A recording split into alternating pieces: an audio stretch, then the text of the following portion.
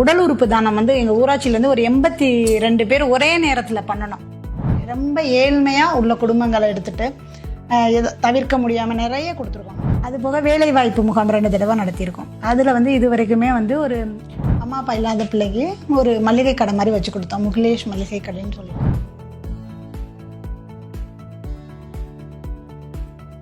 வாழ்த்துக்கள் மேம். உங்களை பற்றி நம்ம நேயர்கள் கூட ஷேர் பண்ணிக்கோங்க. வாழ்த்துக்கள் மேம். என் பேர் தீபா பிரபு. நான் சமூக மாற்றத்தின் விதை அறக்கட்டளையின் நிறுவனராக இருக்கேன். நான் பிறந்தது திருப்பத்தூரில் தென்மாப்பட்டுங்கிற ஒரு கிராமத்தில். நான் கல்யாணம் பண்ணி வந்தது புதுக்கோட்டையில் மருதுபாண்டி நகரில் இருக்கேன். இப்போ எனக்கு என் கணவர் வந்து தமிழ்நாடு காவல்துறையில் வேலை பார்க்குறாங்க. எனக்கு ஒரு பையன், அவன் பேர் பி சாயரத்திக். அவர் வந்து 7th ஸ்டாண்டர்ட் படிக்கிறாரு. என் மாமனார் மாமியார் ஒரு ஒன்றிணைந்ததோ ஒரு குடும்பமாக வாழ்ந்துட்டுருக்கோம் மேம். Okay ma'am. இப்போ வந்து ஒரு அறக்கட்டளை ஓப்பன் பண்ணியிருக்கோம் அப்படின்னு சொல்லியிருந்தீங்க.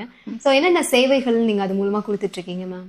நாங்கள் வந்து ஒரு 2000 நமக்கு கொரோனா பீரியட் வந்தப்போ தான் இது வந்து ஃபஸ்ட்டு ஸ்டார்ட் பண்ணோம். நாங்கள் அப்போ கொடுக்கும்போது பிளட் கேம்ப் அரேஞ்ச் பண்ணுறதுக்காக ரத்தம் இலவசம் குழு அப்படின்னு ஒரு அமைப்பை ஏற்படுத்தணும் ஃபஸ்ட்டு. அந்த அமைப்பு மூலமாக இது வரைக்கும் நாங்கள் 732 யூனிட் ரத்தத்தை தினசரி இலவச ரத்தமாக அன்றாட பயன்பாட்டிற்கு கொடுத்துட்ருக்கோம். அது வந்து எப்படின்னா திடீர் ஆக்சிடெண்ட்டு, கர்ப்பிணி பெண்கள், தவிர்க்க முடியாத காரணத்தினால கிட்னி ஃபெயிலியர், இந்த மாதிரி சமயங்களுக்கு நமக்கு கேன்சர் பேஷண்ட் அவங்களுக்கெல்லாம் தேவைப்படுதுன்னு நமக்கு வந்து கவர்மெண்ட் ஹாஸ்பிட்டலோ ப்ரைவேட்டோ கேட்குவாங்க. அப்படி கேட்கும்போது சரி நம்ம அதிலிருந்து எங்கள் பகுதியில் உள்ள மக்களை ஒன்றிணைச்சு பசங்கள்கிட்ட இருந்து நம்ம இளைஞர்களை ஒருங்கிணைச்சு அவங்கள்ட்ட இருந்து நம்ம இது பண்ணி செஞ்சிட்ருக்கோம். அப்புறம் எங்கள் காவல்துறையில் இருக்கிறதுனால காவல்துறை நண்பர்கள், நயனத்தம்மனையில் உள்ள இளைஞர்கள் எல்லாருமே சேர்ந்து ஒரு ஆர்கனைசேஷனாக உருவாக்குவோமே அப்படிங்கிறதுக்காக பண்ணிகிட்ருக்கோம். அது மட்டும் இல்லாமல் இயற்கையை பாதுகாக்கணும் அப்படிங்கிற ஒரு நோக்கத்தோட மரம் பூமியின் வரம் அப்படின்னு சொல்லி ஒரு அமைப்பை ஏற்படுத்தி எல்லாருமே பார்த்தீங்கன்னா மரச்செடியை வந்து ஒவ்வொரு ஏரியா வரியா எப்படி பண்ணுவாங்கன்னா ஒரு குளங்கள், ஸ்கூல் அந்த மாதிரி தான் கொடுப்பாங்க. நம்ம வந்து என்ன பண்ணோம்னா வீடு வீடாக கொண்டு போய் கொடுத்துருக்கோம். ஒரு 4500 மரங்களுக்கு மேலே இது வரைக்கும் கொடுத்துருக்கோம் மேம். சின்ன நம்மளால் யாருக்கு என்னென்ன உதவிகள் செய்ய முடியும் அப்படிங்கிற மாதிரி யோசித்து நம்மளால் என்னென்ன உதவிகள் செய்ய முடியும் அதை வந்து அது இல்லாத ஏழைகளுக்கு போய் சேர்ற மாதிரி அந்த மாதிரி செஞ்சிட்ருக்கோம் மேம். ஓகே. இப்போ நிறைய விதங்கள்ல இப்போ சமூக சேவையா இருக்கட்டும் அல்லது இந்த சுற்றுச்சூழலுக்கு ஒரு நன்மை தரக்கூடிய செயலை செய்யறதா இருக்கட்டும், இந்த மாதிரி நிறைய விஷயங்கள் செய்றீங்க. ஃபர்ஸ்ட் எப்படி இந்த மாதிரியான ஒரு ஆர்வம் உங்களுக்கு ஏற்பட்டுச்சு? நான் வந்து எனக்கு குழந்தை பிறந்தப்போ நான் ரொம்ப ரொம்ப கிரிட்டிக்கலான ஸ்டேஜில் தான் இருந்தேன். எனக்கு வந்து ஒரு 5 வருஷம் லேட்டாக தான் தம்பி. அதனால ட்ரீட்மெண்ட் எடுத்து என் கணவர் ரொம்ப கஷ்டப்பட்டுருக்காங்க. நம்ம சொல்ல முடியாத அளவுக்கு கூட கஷ்டங்கள் இருந்திருக்கு. அந்த மாதிரி இருந்தப்போ நம்ம பட்ட கஷ்டங்கள் அப்படிங்கிறப்ப நம்மளை எண்ணி அடுத்து வர்றவங்களுக்கு நம்மளால என்ன செய்ய முடியும் அப்படின்னா எனக்கு நான் சென்னையில் இருந்தேன், அதனால என்னால் செய்ய முடியல. ஸோ இங்கே சொந்த ஊருக்கு வந்தப்போ எனக்கு அந்த வாய்ப்பை வந்து கொரோனா பீரியடில் என்னுடைய கணவர் மூலமாக செய்யக்கூடிய வாய்ப்பு எனக்கு கிடைச்சிச்சு. இப்போ அதனால ஒரு 4 வருடமாக இதை செஞ்சுட்ருக்கோம் மேம். இப்போ நீங்க செய்யக்கூடிய எல்லா சமூக சேவைகள் எல்லாத்தையுமே ட்ரஸ்டோட வேற எதுவும் ஒரு ட்ரஸ்டோட சேர்ந்து ஸ்டார்ட் பண்ணீங்களா அல்லது நீங்க மட்டும் தனிப்பட்ட முறையில் பண்ணிட்டு இருக்கீங்களா? எந்த ட்ரஸ்ட்டும் கிடையாது. இது நம்ம மட்டும்தான் செஞ்சிட்ருக்கோம். நான் மட்டும்தான் செஞ்சிட்ருக்கேன். எனக்கு ஹெல்ப்புக்கு இங்கே உள்ளவங்க என்னுடைய ஃப்ரெண்ட்ஸ் சர்க்கிள் எல்லாரையும் சேர்த்து அது மாதிரி பண்ணிகிட்ருக்கேன். Okay ma'am. இப்போ 4 வருஷமா பண்ணிட்டு இருக்கேன் அப்படின்னு சொன்னீங்க. இது மூலமா எவ்வளோ பேர் பயனடைஞ்சிருப்பாங்க மேம்? இதில் பயனடைஞ்சவங்கன்னு பார்த்தீங்கன்னா நம்ம ஒரு பிளட்டு வந்து ஒரு ஆளுக்கு இல்லை, ஒரு குடும்பத்துக்கே அது ஒரு குடும்பத்தினுடைய வாழ்வாதாரமாக கூட இருக்குன்னு சொல்லலாம். இயற்கையை பற்றி சொல்லணும்னா நம்ம இயற்கைக்காக நம்ம மரங்கள் 4000 மரங்கள் வச்சுருக்கேன். என்னுடைய கணிப்பு என்னென்னா நம்ம 4000 மரங்கள் அப்படிங்கிறது வந்து நம்ம வாழையடி வாழையாக நம்ம பேர பிள்ளைங்க வரைக்குமே அது வரும். நம்ம இருக்கிற மரமே வந்து நம்ம நிற்கிற நெல் வந்து நம்ம வச்சது இல்லை, நம்மளுடைய மூதாதையர்கள் யாரோ வச்சது. அது மாதிரி நம்ம சொல்லலாம். அதே மாதிரி இப்போ உடம்பு சரியில்லாதவங்களுக்கு என்ன பண்ணுவோம்னா அவங்களுக்கு ஒரு நம்மளால் முடிஞ்சதுன்னு சொல்லிட்டு பசங்கள் ரொம்ப ஏழ்மையாக உள்ள குடும்பங்களை எடுத்துகிட்டு தவிர்க்க முடியாமல் நிறைய கொடுத்துருக்கோம். நம்ம பண்டா வந்து கொடுத்துருக்கோம். அது போக என்ன பண்ணியிருக்கோன்னா ஒரு மாற்றுத்திறனாளி ஒருத்தவங்க இருக்காங்க. அம்மா அப்பா இல்லாத பிள்ளைக்கு ஒரு மளிகை கடை மாதிரி வச்சு கொடுத்தோம். முகிலேஷ் மளிகை கடைன்னு சொல்லிட்டு வச்சு கொடுத்தோம். இப்போ ரீசெண்டாக பூங்கா நகரில் குமார்னு ஒரு அண்ணன் இருக்காங்க. அவங்க 17 வயசில் ஆக்சிடெண்ட் ஆகிருக்கு. அவங்களுக்கு வந்து எந்த ஒரு வாழ்வாதாரமும் இல்லாமல் இருந்தாங்க. கடை மட்டும் இருந்துச்சு, ஆனால் திங்ஸ் எதுவும் இல்லை அப்படிங்கிற மாதிரி. அப்போது பஸ் ஸ்டாண்டில் அந்த டாய்லெட் இது பண்ணுற இடத்துல வேலை பார்த்ததா புதிய தலைமுறையில் நான் நியூஸ் பார்த்துட்டு சரி அவங்க சொன்னோடனே தெரிஞ்சதுனால என்ன பண்ணோம், அவங்க எங்கே இருக்காங்கங்கிறத பார்த்தோம். கோவில்பட்டியில் இருக்கதா சொன்னாங்க. சரின்னா அவங்கள பார்த்து இப்போ ஒரு 2 வாரங்களுக்கு முன்னாடி ஞாயிற்றுக்கிழமை அன்னைக்கு அவங்களுக்கு வந்து புதுசாக கடை வச்சு கொடுத்து அதனால அவங்க பயனடிச்சிட்டு இருக்காங்க. Okay ma'am. இப்போ நிறைய நிறைய ஊர்ல இருக்கக்கூடியவங்களுக்கு என்ன உதவிலாம் தேவைப்படுதோ அதை தேடி பார்த்து போய் நீங்க பண்ணிட்டு இருக்கீங்க. இன்னும் அடுத்த கட்டமா நாங்க இதெல்லாம் பண்ணணும் அப்படின்னு ஆசைப்படுறோம் அப்படின்னு ஏதாவது பிளான் இருக்கா மேம்? இது இப்போ வந்து நம்ம ஆதார் முகாம் பண்ணியிருக்கோம், கண் சிகிச்சை முகாம் பண்ணியிருக்கோம், அது போக வேலை வாய்ப்பு முகாம் 2 தடவை பண்ணியிருக்கோம். அதாவது நம்ம ஆதார் முகாம் எடுத்துக்கிட்டிங்கன்னா போஸ்ட் ஆஃபீஸோ சேவை மையமோ மக்கள் தேடி போவாங்க. அந்த மாதிரி விஷயத்த வந்து நம்ம எங்கள் ஊராட்சியில் உள்ளது இடத்துக்கே கொண்டு வரலாம் அப்படின்னு சொல்லிட்டு நாங்கள் 2 தடவை பண்ணிட்டோம். கண் சிகிச்சை முகாம், இலவச கண் சிகிச்சை முகாம் அரவிந்த் கண் மருத்துவமனையோட டைப் பண்ணி பண்ணோம். அதுவும் 2 தடவை பண்ணியிருக்கோம். அதில் வந்து 237 பேர் ஆப்ரேஷன் பண்ணி தெளிவாக இருக்காங்க. 86 பேருக்கு கண்ணாடி வாங்கி கொடுத்துருக்கோம். அது போக வேலை வாய்ப்பு முகாம் 2 தடவை நடத்தியிருக்கோம். அதில் வந்து இது வரைக்குமே வந்து ஒரு 98 பேருக்கு வேலை வாங்கி கொடுத்துருக்கோம். இப்போ லாஸ்ட்டாக நடத்ததில் 28 பேருக்கு வாங்கி கொடுத்தோம். அதுக்கு முன்னாடி ஒரு 56 பேருக்குன்னு நினைக்கிறேன். அது மாதிரி வாங்கி கொடுத்துட்டோம். இன்னும் வந்து என்ன பண்ணணும் அப்படின்னா எல்லாமே பண்ணிட்டோம். ஒவ்வொரு ஆண்டுமே தொடக்க விழா அப்படின்னு சொல்லிட்டு பிளட் கேம்ப் நடத்துவோம். இந்த தடவை என்ன பண்ணோம், 4ஆம் ஆண்டு தொடக்க விழா பண்ணணும். நாளை வருகின்ற ஞாயிற்றுக்கிழமைக்கு என்ன பண்ணலான் இருக்கோன்னா 1000 பண விதைகள் வாங்கிட்டு வந்து எல்லா ஏரிகள்லையும் குளங்கள்லையும் கொண்டு போய் 1000 பண விதைகளை விதைக்கலான்னு முடிவு பண்ணியிருக்கோம் மேம். அது போக வர்ற காலகட்டங்களுக்கு படிப்புக்கு உதவுறதுக்காகவும் உதவலாம் அப்படின்னு நினச்சிட்டு இருக்கோம். இல்லாத ஏழை எளிய ரொம்ப அடிமட்டத்தில் இருக்கிற குழந்தைகளுக்கு என்ன செய்யலாங்கிறதையும் தேடி தேடி அன்றாட அவன் வாழ்க்கைக்கு என்னென்ன பிரச்சனைகள் இருக்குங்கிறத தேடி போய் அவங்களுக்கு செய்யலான் இருக்கோம். Okay ma'am. இப்போ வந்து நீங்க ஒரு விமனா இருந்துட்டு எல்லாமே ஒரு பிசினஸ் ஸ்டார்ட் பண்றோம், நம்மளுடைய லைஃபை பாக்குறோம் அப்படின்னு இல்லாம நீங்க எல்லாருடைய லைஃபையும் பாக்குறீங்க, ஃபியூச்சர் பிளான் பண்ணி நிறைய சேவைகளை பண்ணிட்டு இருக்கீங்க. ஒரு விமனா இருந்து இப்படி பண்றதை நீங்க எப்படி பாக்குறீங்க மேம்? எனக்கு வந்து என்னுடைய சந்தோஷமே என்னன்னா, நான் வீட்டில் வெளியில வராம நம்ம வீடோட இருந்த ஒரு ஆளை வெளியில கொண்டு வந்தது என்னுடைய கணவர் தான். அவங்களுக்கு வந்து ஒரு எவ்வளோ வேணாலும் நம்ம சொல்லலாம், 0 பாயிண்ட்ல இருந்து ஒருத்தவங்கள 200க்கு போகலாமா அப்படிங்கிற அந்த அளவுக்கு என்னுடைய வெற்றிக்கு காரணமே எங்கள் வீட்டுக்காரர் தான். என்னை விட அவங்க ரொம்ப கஷ்டப்படுறாங்க இந்த ஃபீல்டில், ரொம்ப ரொம்ப கஷ்டப்படுறது என்னுடைய கணவர். எனக்கு ஃபுல் சப்போர்ட் நமக்கு வேணும் இல்லையா, ஃபேமிலி சப்போர்ட் வேணும். அது இருந்தால் தான் செய்ய முடியும்.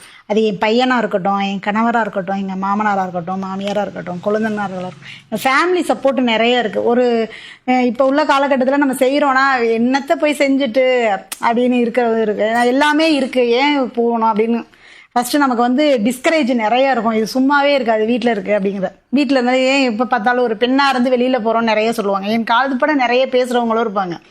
அதெல்லாம் நான் காதில் வாங்கிக்கிறதே கிடையாது. நான் செய்கிறத வந்து சில பேருக்கு பிடிக்கும், சில பேருக்கு பிடிக்காது. நான் அதை வந்து பிடிக்காதவங்களை நான் யோசித்து நான் நிற்கிறதே கிடையாது. எனக்காக யோசிக்கிற 98 பேரை நான் என்னை ஆப்போசிட் பண்ணாங்கன்னா 2 பேர் தான் என்னை ஆதரிப்பாங்க. அந்த 2 பேருக்காக நான் ஓடணும்னு நினைக்கிறேன், இனிமேலும் ஓடுவேன். Super ma'am. இப்போ நிறைய இடங்களுக்கு போய் நிறைய பேரை மீட் பண்றீங்க, நிறைய சேவைகள் செய்றீங்க. இது எல்லாத்துலயுமே உங்களுக்கு மறக்க முடியாத ஏதாவது ஒரு அனுபவம் இருக்கும் இல்லையா? ஸோ இந்த மொமெண்ட் என்னால மறக்கவே முடியாது அப்படின்னு அது மாதிரி ஏதாவது இருந்தால் ஷேர் பண்ணிக்கோங்க. இந்த மூமெண்ட்னா நிறைய விஷயங்கள் இருக்கு. அதுல வந்து எதை சொல்லலாம், அதை சொல்லலாம். ஏன்னா ஒவ்வொரு விஷயங்கள் நம்ம செய்யற எல்லா விஷயத்துலையுமே ஒரு கண் சிகிச்சை முகாம் எடுத்தோன்னா அவங்க வந்து பார்க்கும்போது சொல்லுவாங்க, எனக்கு கண் கொடுத்த தெய்வம், யாரு வேணாலும் எதை வேணாலும் பண்ணலாம். ஆனா வந்து கண்ணால வந்து நிறைய வயசானவங்க வந்து அந்த பிள்ளைங்களால பார்த்துக்க முடியாது. அவங்க வந்து என்னன்னா யாருமே தேவையில்லை, யாருடைய உதவியும் தேவையில்லை அப்படிங்கிற ஒரு சூழ்நிலை வரும்போது அவங்கள கூட்டிட்டு போயிட்டு திருப்பி அவங்க அங்க எப்படி இருக்காங்க. நான் சில பேர் கேம்ப் நடத்துவாங்க, அனுப்பி விட்டுட்டு விட்டுருவாங்க. நம்ம அப்படி கிடையாது. நாங்கள் யாராவது போய் அவங்க ஆப்ரேஷன் பண்ண வரைக்கும் அங்கே இருப்போம். இருந்து அவங்க திருப்பி அந்த 27வது நாள் செக்அப் இருக்கும், அதுக்கும் வருவாங்க. அதெல்லாம் நம்ம பண்ணிட்டு அவங்க ரொம்ப மன திருப்தியோட எனக்கு கண்ணு நல்லாயிருச்சு, சரியா போயிடுச்சு, உங்களால அது நடந்துச்சு அப்படின்னு சொல்லுவாங்க. வேலையே இல்லாத எத்தனையோ இப்போ உள்ள இளைஞர்களுக்கு வேலை எப்படி கிடைக்குது அப்படிங்கிறது அந்த மாதிரி சமயத்தில் அவங்க சொல்ற ஒவ்வொரு விஷயம் நம்ம செய்யற இடத்துலையுமே, நம்ம செய்ய போற ஒவ்வொரு இடத்துலையும் ஒவ்வொருத்தருடைய நெகிழ்வான சம்பவங்கள் நிறைய இருக்கு. அதுல அந்த முகிலேஷுக்கு நான் வந்து கடை வச்சு கொடுத்தப்போ அவங்க சித்தி அவங்களுமே ஹேண்டிகேப்டு, அம்மா அப்பா 2 பேரும் இறந்து போயிட்டாங்க. ஒரு 3 வயசு 4 வயசு பசங்க தான். அந்த மாதிரி இருக்கும். அவங்களுக்கு நம்ம கொண்டு போய் செய்யும்போது அந்த பேரண்ட் ரொம்ப கண்கலங்கி சொல்லுவாங்க, சார் இந்த நன்றியை நாங்கள் மறக்கவே மாட்டோம் அப்படின்னு சொல்லுவாங்க. நம்ம அதை வச்சதோடு விடுறதில்ல, எந்த விஷயத்தையுமே அவங்கள போய் உள்நோக்கி இதை போய் பண்ணணும், இதை போய் செய்யணும் அப்படிங்கிற ஒரு இது இருக்கும்.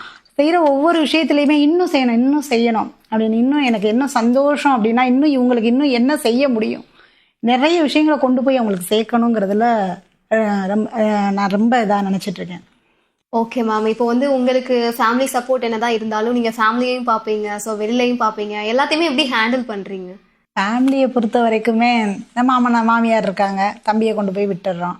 அவங்க ஹஸ்பண்ட் ரொம்ப சப்போர்ட் பண்ணுவாங்க, அதனால அதையும் பார்த்துக்கிறோம். இப்போ இந்த மாதிரி சமயங்கள், வர முடியாத சமயங்கள், சாப்பாடு தான் கஷ்டமாக இருக்கும்னு நினைக்குவாங்க. மனிதனுக்கு அதுதானே முக்கியம்னு சொல்லுவாங்க.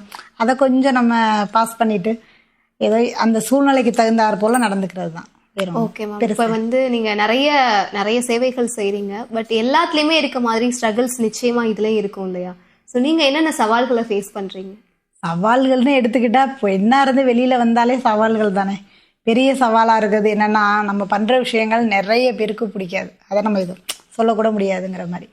நம்ம நல்லது செஞ்சால் நிறைய பேருக்கு பிடிக்காது இல்லையா? அந்த மாதிரி நிறைய எனக்கு வந்து நான் செய்கிற ஒவ்வொரு விஷயமுமே செஞ்சு முடிக்கிற வரைக்குமே, இப்போ நான் ஒரு இடத்துக்கு போகிறேன், நான் செய்ய போகிற முகாமாக இருந்தால் கூட, இல்லை ஏதோ ஒரு விஷயத்த நான் யாருக்காவது ஏதாவது ஹெல்ப் பண்ண போகிறேன் அப்படின்னு சொன்னால் கூட அந்த எண்டு வரைக்குமே யாருக்குமே தெரியக்கூடாது.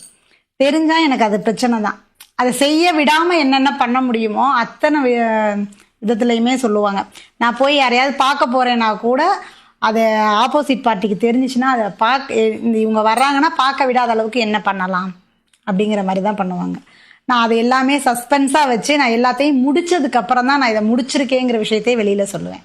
அதுதான் என்னுடைய வெற்றிக்கான காரணம்.